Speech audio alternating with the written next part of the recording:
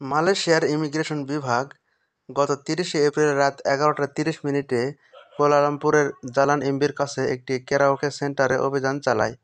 এই অভিযান জনসাধারণের অভিযোগ এবং এক সপ্তাহের গোপন তথ্যের ভিত্তিতে করা হয়। এতে ৭০ জন কর্মকর্তা অংশ নেন।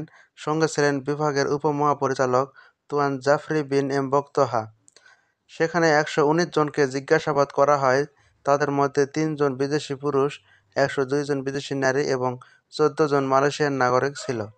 এর মধ্যে থাইল্যান্ড, ভিয়েতনাম, ইন্দোনেশিয়া, লাওস এবং মিয়ানমার থেকে আসা ১০২ জন নারীকে আটক করা হয়।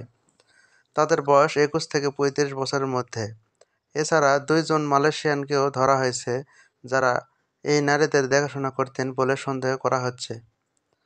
তাদের অপরাধের মধ্যে ছিল অবৈধভাবে থাকার অভিযোগ ও বৈধ কাগজপত্র না থাকা। সবাইকে জিজ্ঞাসাবাদ ও আইনি ব্যবস্থার জন্য ইমিগ্রেশনের হেফাজতে নেওয়া হয়েছে। মালিকদের বিরুদ্ধেও আইন অনুযায়ী ব্যবস্থা নেওয়া হবে।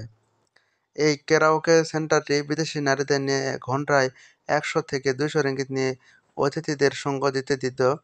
প্রতিদিন বিকেল ৪টা থেকে রাত ২টা পর্যন্ত এই কাজ চলত। ধারণা করা হচ্ছে, এর মাধ্যমে তারা মাসে ৭,০০০ থেকে ২৫,০০০ রিঙ্গিত পর্যন্ত আয় করত।